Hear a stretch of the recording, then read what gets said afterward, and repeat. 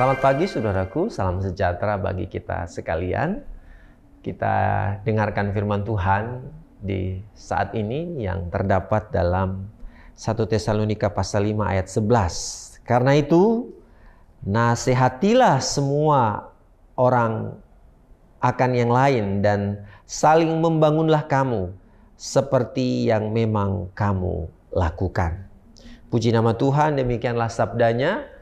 Dan mari kita berdoa. Tuhan, untuk firman-Mu kami sangat bersyukur, sebab firman-Mu itu jadi pedoman langkah hidup kami, agar kami tak sesat. Sebagai anak-anak siang, kami ingin hidup berdasarkan firman. Pakai firman ini meluruskan langkah hidup kami.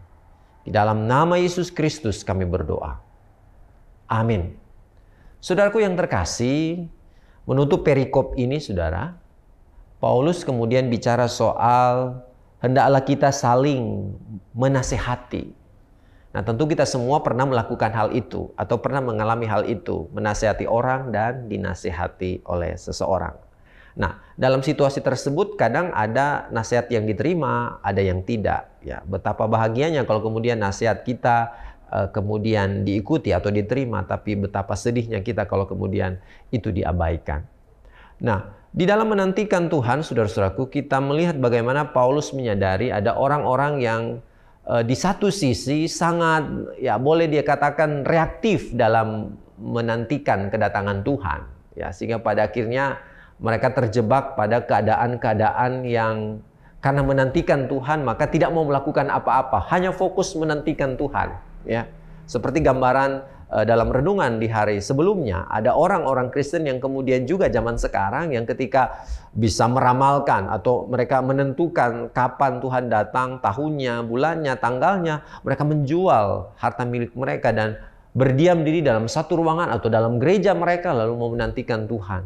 Nah, padahal itu sesuatu yang kemudian keliru menurut Alkitab. Nah, jadi ada gejala, ada orang yang secara ekstrim memahami kedatangan Tuhan dengan pada akhirnya melakukan hal-hal yang tidak sesuai dengan nasihat Alkitab.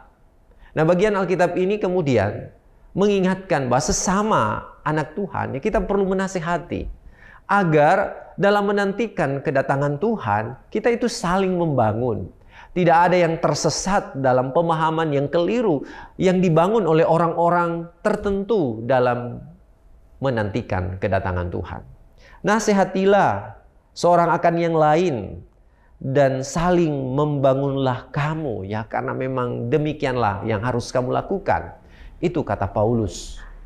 Nah, saudara-saudara yang terkasih dalam Tuhan, dalam hidup kita sebagai orang percaya yang hidup bersama dalam satu komunitas masyarakat, maka kita akan berada dalam situasi di mana seperti saya sebutkan di awal tadi, kita akan hidup.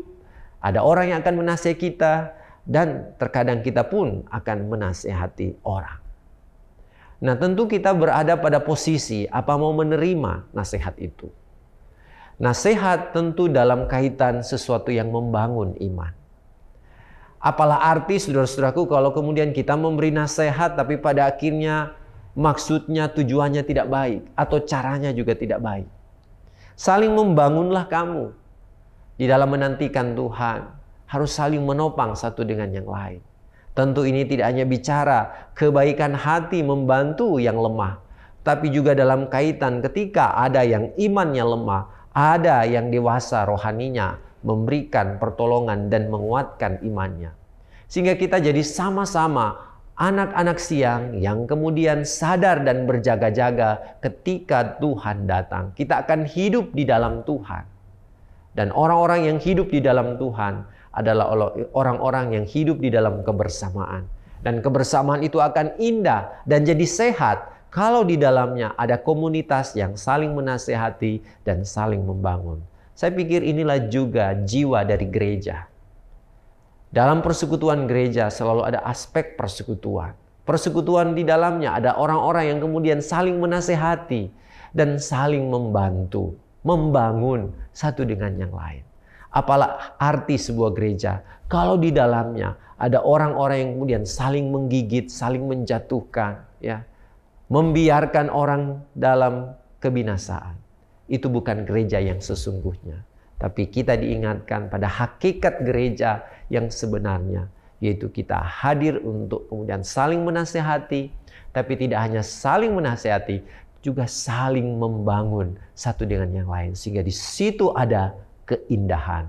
Maka kasih karunia, damai sejahtera dari Tuhan akan beserta dengan kita sebagai gereja dalam menantikan kedatangan Tuhan kembali. Tuhan memberkati kita. Amin. Mari kita berdoa. Ya Tuhan, jangan biarkan kami jadi orang-orang Kristen yang hanya memikirkan diri sendiri. Tapi tumbuhkan rasa cinta di antara kami untuk saling mengasihi.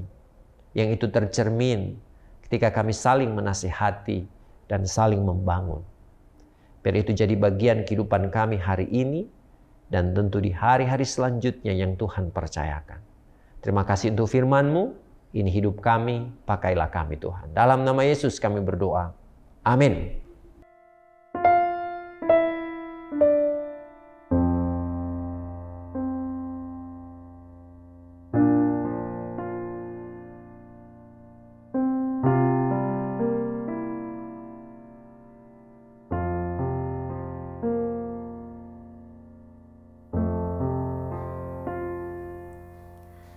Bila hati terasa berat, tak seorang pun mengerti bebanku. Ku tanya Yesus, apa yang harus ku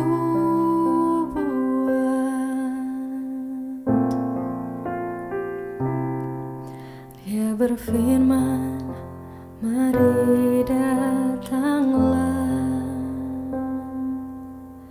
Dia selalu pedulikan aku.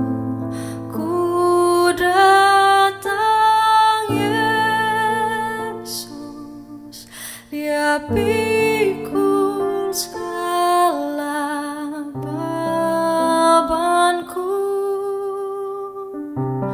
Sujud di altarnya, ku bawa hidupku, ku terima anugerahnya. Dia ampuniku dan bebaskanku. Dia ubah hidupku, baharui hatiku. Sesuatu terjadi saat datang di altarnya.